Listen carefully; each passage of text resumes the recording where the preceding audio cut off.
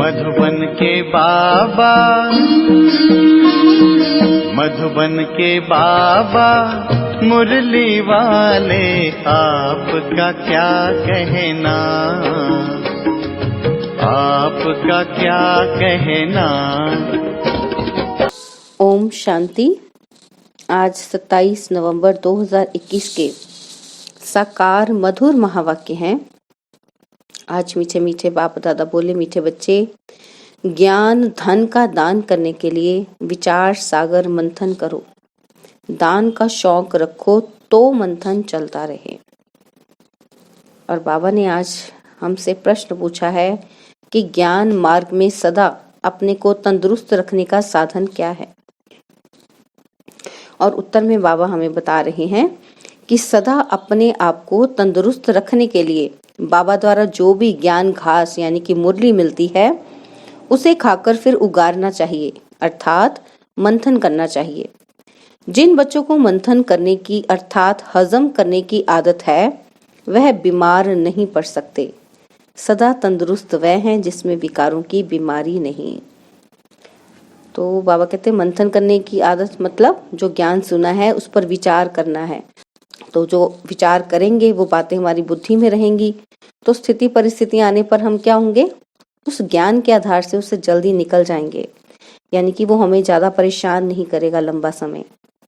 तो मतलब हम बीमार नहीं पड़ेंगे, तो तंदुरुस्ती हो गई ना। तो बाबा कहते हैं जो सदा तंदुरुस्त है उसको विकारों की बीमारी ही नहीं। आज मुरली का गीत है, तू प्यार का सागर है। ओम शांति। बच्चों ने गीत सुना।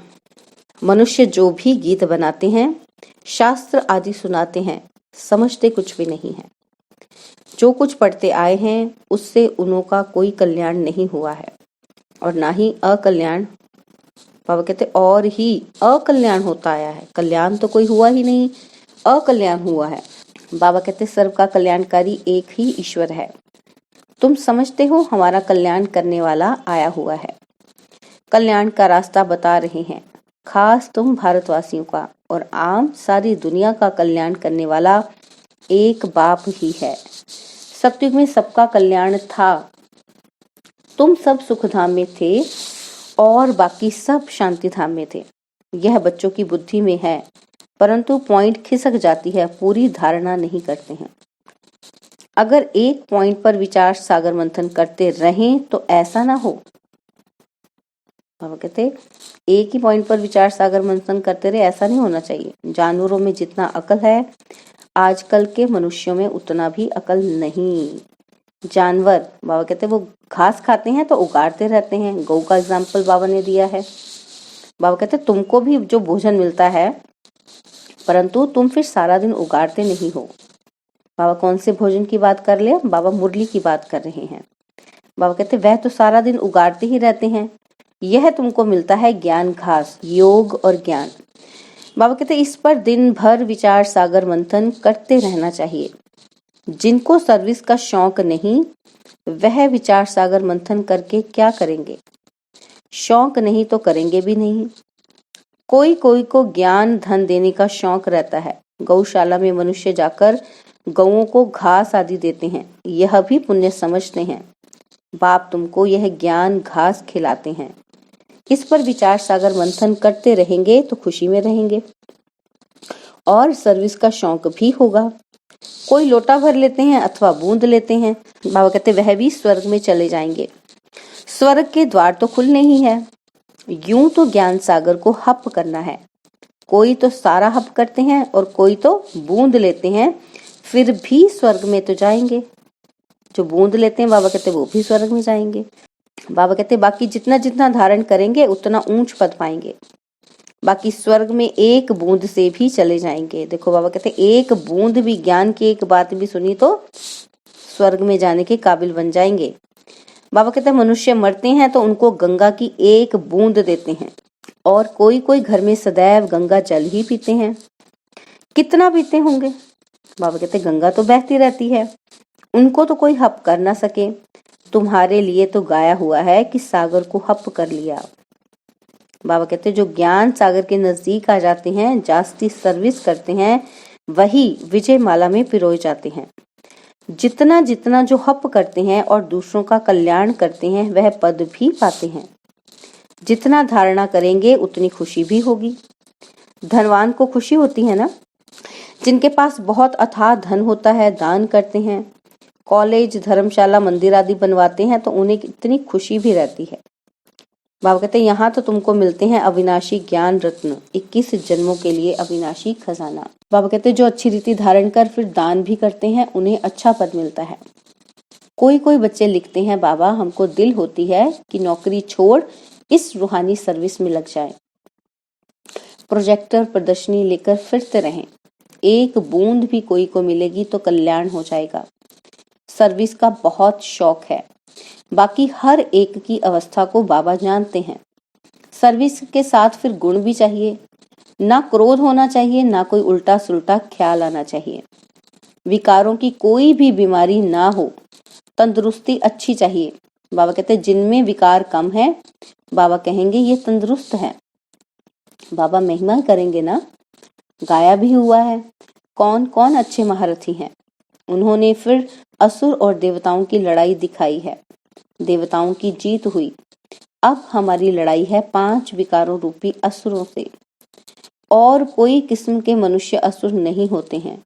जिनमें आसुरी स्वभाव है उनको ही असुर कहा जाता है। नंबर 1 आसुरी स्वभाव है काम का, इसलिए सन्यासी भी इसे छोड़ भागते हैं। इन आसुरी अवगुणों को छोड़ने में मेहनत लगती है। बाबा कहते रहना भी ग्रस्त में है, परंतु आसुरी स्वभाव छोड़ना है। चैलेंज है ना बच्चों के सामने। बाबा कहते पवित्र बनने से मुक्ति, जीवन मुक्ति मिलती है। कितनी भारी प्राप्ति है, वह तो घर बार छोड़ भाग जाते हैं, प्राप्ति कुछ है नहीं। इन चित्रों में कितनी अच्छी अच्छी बातें समझने की है। वो लोग तो सिर्फ चित्रों का शो करते हैं, सिर्फ चित्र देखने के लिए कितने जाते हैं। बाबा कहते फायदा कुछ भी नहीं। यहाँ इन चित्रों में कितना ज्ञान है, इससे फायदा बहुत होता है। इसमें आर्ट आदि की कोई बात नहीं, ना कोई बनाने वाले की होशियारी आदि है। उनको तो नाम चित्र पर लिखे हुए होते हैं ना, उन्होंने लिखा हो कि मेड बाय, तो बाबा कहते हैं आर्टिस्ट को इनाम मिलता है। कई इतना समझते हैं, हाँ बाप को तो जरूर याद करना चाहिए। इतना कहा तो भी प्रजा बनी। बाबा कहते प्रजा तो अथाह बननी है। मैं तो हूँ ज्ञान का सागर, एक बूंद भी किसी को मिलने से स्वर्ग में आ ही जाएंगे। देखो बाबा ने दोबारा फिर ये बात कही है कि एक भी बूंद मिल गई ना, जिसको ज्ञान का एक भी वाक्य सुन लिया, तो बाबा कहते स्वर्ग में आ ही जाएंगे। अब बाबा कहते हैं कि तुम समझते हो कि प्रदर्शनी मेले से बहुतों का कल्याण होता है। ईश्वर कल्याणकारी है ना, तुम्हारा भी कल्याण हो रहा है, परंतु इसमें फिर अपना विचार सागर मंथन करते रहें, स्मृति में लाते रहे तो बहुत फायदा होगा। बाबा कहते उल्टी सुलटी बातें तो एक कान से सुन, दूसरे कान से निकाल देनी चाहिए। बाप कहते हैं कि मैं तुमको बहुत अच्छी बातें सुनाता हूँ। नंबर 1 मुख्य बात एक ही है, कोई को भी बाप का परिचय दो। बस एक बाप को याद करो, वही सब कुछ है। भक्ति मार्ग में बहुत ऐसे होते हैं, बोलो आप तो बहुत अच्छा करते हो, अंगुली से इशारा करते हैं कि सब कुछ परमात्मा कराते हैं। वह सबका कल्याणकारी ऊपर में रहते हैं, रहती तो तुम आत्माएं भी वहां ही हो।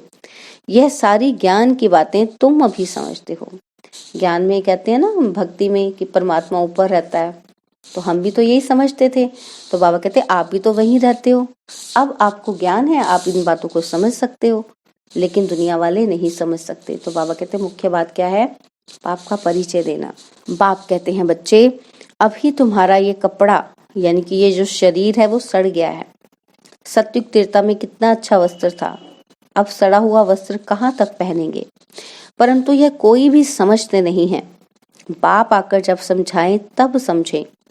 अभी तुम बच्चे समझते हो कि ज्ञान देने वाला है ही एक बाप, वह है सागर। जो सागर हप कर लेते हैं वही विजय माला के दाने बन जाते हैं। वो सदैव सर्विस पर ही तत्पर रहते हैं। बाबा आए ही हैं बच्चों को पावन बनाने, पावन बनकर फिर वापस जाना है। जहां से आए हैं फिर वहां ही जाएंगे, नंबरवार, आगे पीछे नहीं जा सकते हैं। नाटक में एक्टर्स का एक्ट टाइम पर होता है ना, इसमें भी जो एक्टर्स हैं वह नंबरवार अपने अपने समय पर आते जाएंगे। यह बेहद का नाटक बना हुआ है। ब्रह्म में हम आत्माएं बिंदी रहती हैं, वहां और कुछ क्या होगा, कहाँ एक आत्मा बिंदी और कहाँ इतना बड़ा शरीर। बाबा कहते हैं आत्मा कितनी थोड़ी जगह लेगी, ब्रह्म महतत्व कितना बड़ा है। जैसे पोलार का एंड नहीं, वैसे ब्रह्म महतत्व की भी एंड नहीं होती है। कितनी कोशिश करते हैं अंत पाने की, परंतु पा नहीं सकते। कितना माथा मारते रहते हैं, परंतु कोई चीज ही नहीं जिसको पकड़े या पार जाए। साइंस का घमंड कितना है, कुछ भी फायदा नहीं। सुना है ना, आकाश ही आकाश, पाताल ही पाताल। समझते हैं मून में दुनिया होगी, वह भी ड्रामा में उन्हों का पार्ट है। बाबा कहते फायदा कुछ नहीं, बाप तो आकर हमको विश्व का मालिक बनाते हैं। कितना फायदा है। बाबा कहते बाकी मून में जाओ, छू मंत्र से भभूत आदि निकालो, इससे क्या फायदा।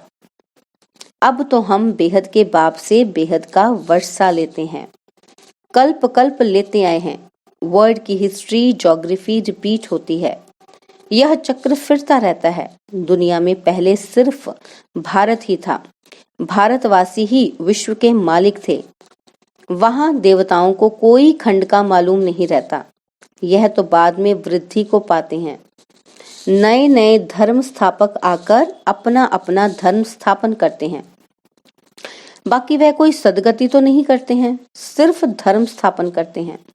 उनका क्या गायन होगा। मुक्ति धाम से आते हैं पाठ बजाने, मनुष्य कहते हैं मोक्ष में बैठे रहें।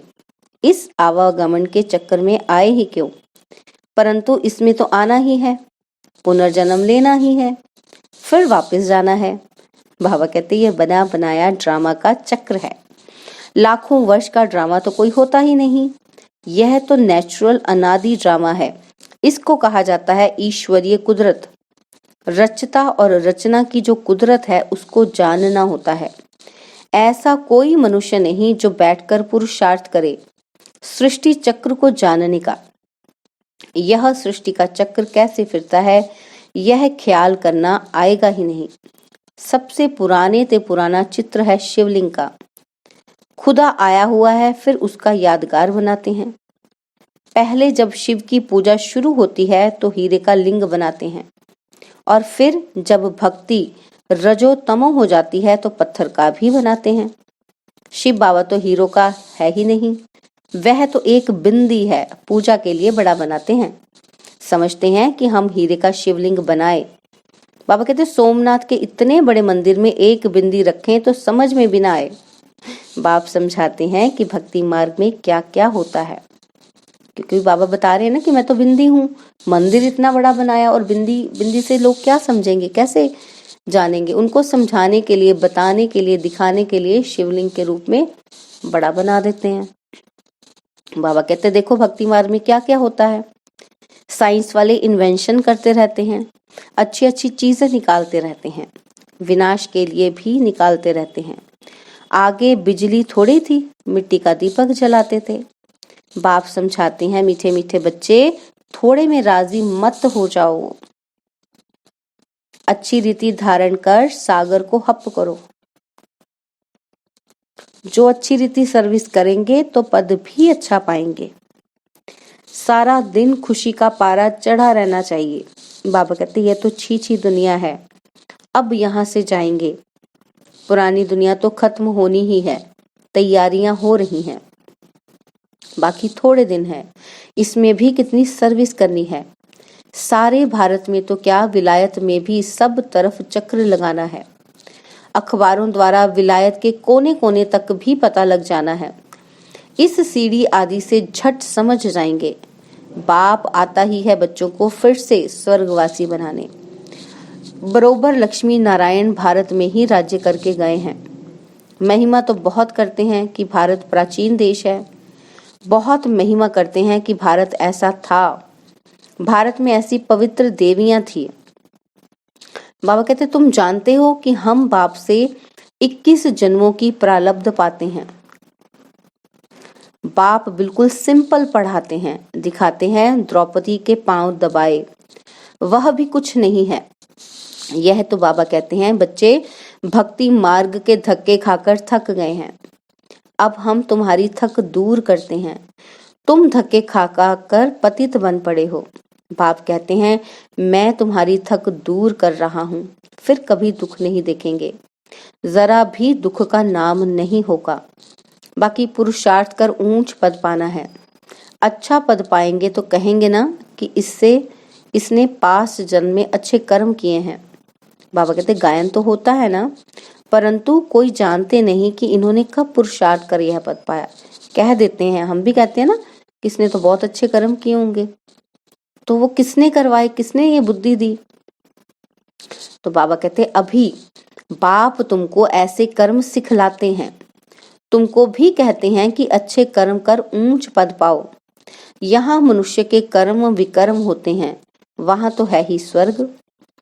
कर्म अकर्म होते हैं और वहां यह ज्ञान रहता नहीं है। बाप कहते हैं कि कर्मों की गति मैं जानता हूँ, इस समय जो अच्छा कर्म करेंगे वह फल भी अच्छा पाएंगे। बाबा कहते यह कर्म क्षेत्र है, कोई बहुत अच्छे कर्म करते हैं, कोई है जिन्हें सर्विस की ही तात लगी रहती है। पूछते हैं बाबा हमारे में कोई खामी है क्या? नहीं, सर्विस तो जितनी कर सकेंगे उतनी करेंगे, सर्विस वृद्धि को पाती रहेगी। बाबा कहते सर्विस करने वाले भी निकलते जाएंगे, दिल में आथत है, बाकी थोड़े रोज हैं। अब ऐसा पुरुषार्थ करें जो वहां भी ऊंच पद पाए। बाबा यह ज्ञान घास खिलाते हैं, कहते हैं उगाड़ते रहो तो धारणा पक्की हो जाए, खुशी का पारा भी चढ़े। बहुत सर्विस करनी है। बाबा कहते बहुतों को पैगाम देना है, तुम पैगंबर के बच्चे पैगंबर हो, एक दिन बड़े अखबारों में भी तुम्हारे चित्र पड़ेंगे। विलायत तक तो अखबारें जाती हैं ना, चित्रों से समझ जाएंगे।